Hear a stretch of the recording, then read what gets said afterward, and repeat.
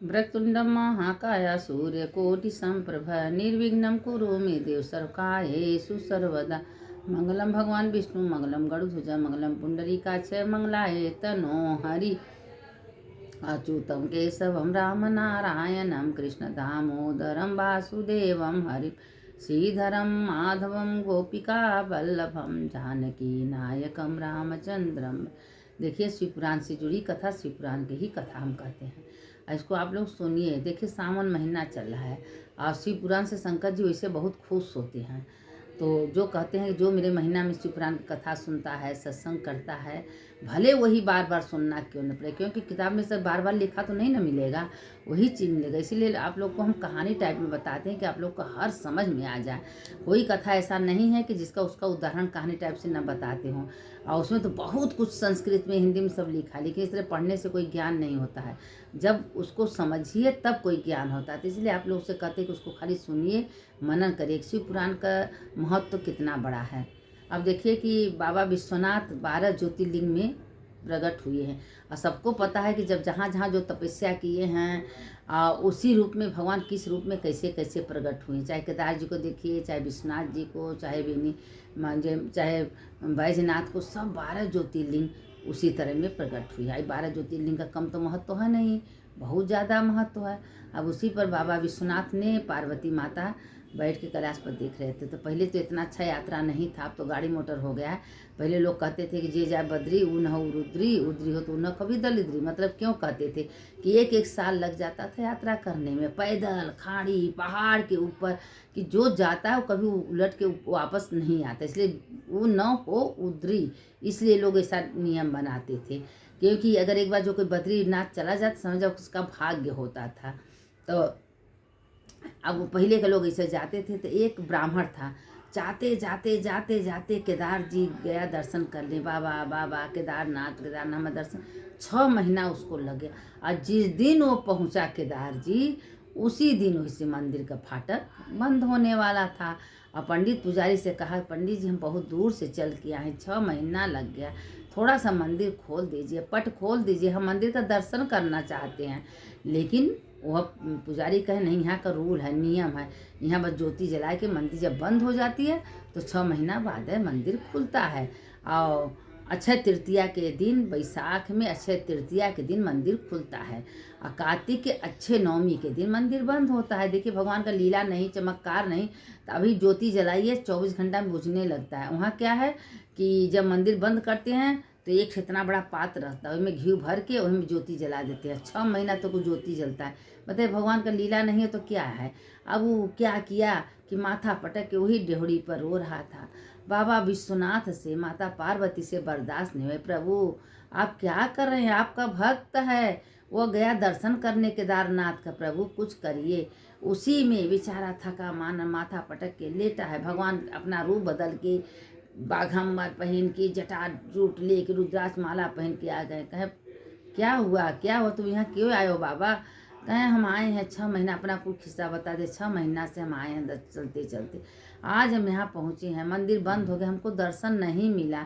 अब बाबा विश्वनाथ उसको भोजन दिए, पानी दिए, ऐसे करते बातें चीत करते करते वो सो गया। और सो गया और ऐसा सोया कि जब सो के उठा तो देखा कि पुजारी आके मंदिर खोल रहे हैं। तो कहें पुजारी पुजारी आप तो कह रहे थे कि हम मंदिर 6 महीना बाद खोलेंगे, अभी तो हम कल आए हैं, आप मंदिर क्यों खोल रहे हैं। पुजारी उसको देखा चेहरा तो उसके पैर पर गिर गया। अरे तुम 6 महीना से इसी बर्फ में, इसी ठंड में यहाँ तुम पड़े हो, अभी तक तुम घर गए नहीं। पुजारी एकदम आश्चर्यजनक हो गया और कहा कि कैसे तुम यहाँ। कहें जटाजुट बाबा आए थे, बाघम्बर पहले त्रिशूल हाथ में लिए, डमरू था, आए हमसे बात कर रहे हैं, हमको पानी पिलाए, हमको भोजन कराए, हमसे बातचीत करते करते कहीं चिंता मत करो तुमको दर्शन मिलेगा। अब वो भैया पुजारी उसके पैर पर गिर के रोने लगा। हे बाबा हम इतना आपका सेवा कर रहे हैं, आपको नहवाते हैं, धोवाते हैं, आरती पूजा करते हैं, आप हमको दर्शन नहीं दिए। ये देखिए आपका दरवाजे का भक्त, उसको दर्शन दिए। वाह बबू कह के झरझर झरझर रोने लगा। तो भगवान तो भक्त के अधीन है। आपका श्रद्धा विश्वास आत्म तत्व देखते हैं। अगर आपके संग देखिए अगर नहीं लिखा रहेगा, आप केदार जी जाए के वापस आ जाएंगे, रास्ते में जाए के वापस, लेकिन आप दर्शन नहीं पाएंगे। अगर आपको चारों धाम की यात्रा लिखा है तो आपको भगवान को बुलाना ही पड़ेगा, बुलाते हैं। इतना सोच लीजिए कि आपके साथ 8 लोग 10 लोग रहते हैं, उसमें किसी का बहुत बड़ा तप पूर्व ज़्यादा रहता है, उसी के भाग से भगवान बुला लेते हैं, और जो साथ में रहते हैं उनको दर्शन हो जाता है। तो अगर भगवान बुलाते हैं तो मामूली नहीं, आपका करोड़ों करोड़ों का तपस्या रहता है, तब आप तीर्थ यात्रा में मन बनाते हो, आप लोग जाते हो। ऐसे नहीं, आपके पास पैसा नहीं रहेगा, लेकिन बाबा विश्वनाथ की कृपा होगा तो किसी न किसी रूप से पैसा का भी व्यवस्था हो जाता है। अब भगवान उसको बुला लेते हैं, अब बुलाने के बाद अपना दर्शन देते हैं। अब देखिए उस ब्राह्मण पर कितना बड़ा दया भगवान ने किया। तो इसीलिए अगर हमारे अंदर विश्वास है, भगवान के प्रति श्रद्धा है, मन है, लगन है, तो हमको भगवान दर्शन नहीं ऐसे देंगे, सोने में देंगे, रात को देंगे, किस रूप में देंगे पता नहीं चलता। ऐसा दर्शन देंगे कि आप रात को भगवान के मंदिर में बैठी हैं, भगवान को नहवा रही हैं, आरती कर रही हैं, ये दिमाग में आपको आ जाएगा। तो इसीलिए कह रहे हैं कि इसका टेंशन आप छोड़ दीजिए, भगवान को दर्शन देना है तो देते ही हैं। कैसे अपने भक्त पर भगवान कृपा किए, 6 महीना का दिन बीत गया, उसको पता स्वयं नहीं था कि 6 महीना तक हम यहाँ लेटे हैं, तो उसको भगवान ने केदार जी दर्शन दिए। तो वहीं पर केदार जी बैठ के, बाबा विश्वनाथ बैठ के पार्वती जी से कह रहे थे, हे पार्वती सुनो, एक गांव में 2 मेरी भक्त थी, दोनों बहन थी। और बहन थी, एक छोटी बहन थी, उसको बहुत मेरे प्रति श्रद्धा था। वो हमें को सत्संग में जाती थी, शिव चर्चा में जाती थी, शिव पुराण में जाती थी, अपने घर का काम काज, बर्तन चौका कपड़ा लत्ता सब करके जाती थी। एक बहन को कोई श्रद्धा कोई भरोसा नहीं था, लेकिन वो हमेशा भगवान का भजन कीर्तन करती थी। देखिए भगवान के भजन कीर्तन में कष्ट तो बहुत है, कष्ट आता भी है, भगवान परीक्षा लेते हैं, कहते हैं कि देखिए तुम परीक्षा में कितना उत्तीर्ण हुई, अगर वो परीक्षा में तुम उत्तीर्ण होगी तो तुम्हारा तो बल्ले लग जाएगा, बाय बाय हो जाएगा। अगर नहीं उत्तीर्ण हुई तो भगवान कहते जाने तो तुम दिखावटी पूजा करे, अगर कितनों दुख आवे कितनों मुसीबत, लेकिन भगवान की श्रद्धा विश्वास में कमी मत रखिएगा। हमेशा अगर विश्वास है, श्रद्धा है, तो वही जगह भगवान है।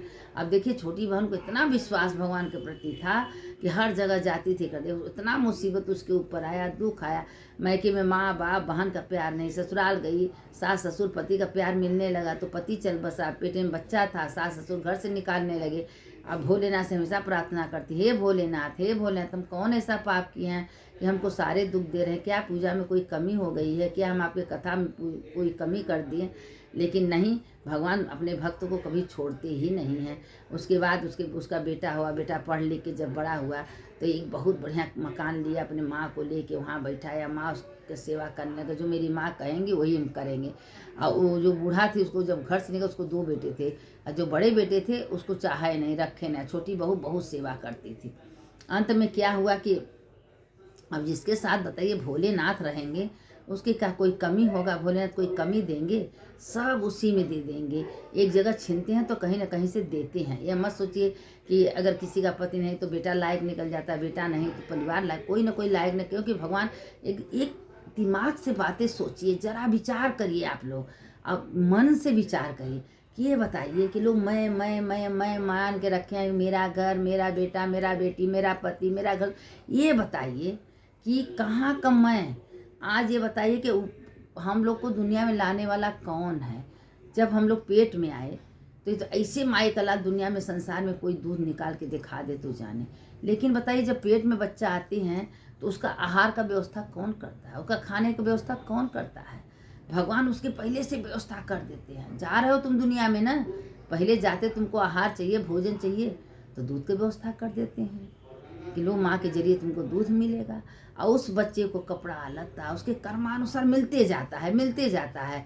जो आएंगे कपड़ा लेके आएंगे, तो क्या कपड़ा वो बच्चा लेके आया है, नहीं ना लेके आया, लेकिन पैदा होते उसको कपड़ा मिल गया, दूध मिल गया, उसका व्यवस्था हो गया, उसको सोने का जगह मिल गया, माँ का पिता सबका गोद मिल गया। तो ये सब कौन करता है, जरा विचार तो करिए, कौन करता है, सब विश्वनाथ करते हैं। तो उनके पर क्यों नहीं हम विश्वास करें भाई कि हमारा सारा काम तो भगवान ने कर रहे हैं, हम तो एंजॉय करने घूमने आए, खूब अच्छा पहनिए, अच्छा खाइए, जो हो सके शरीर से अच्छा कर्म करिए, मंदिर जाइए, दान करिए, स्नान करिए, पूजा करिए, पाठ करिए, जो आपके पास सामर्थ्य है कुछ न कुछ रोज निकालिए।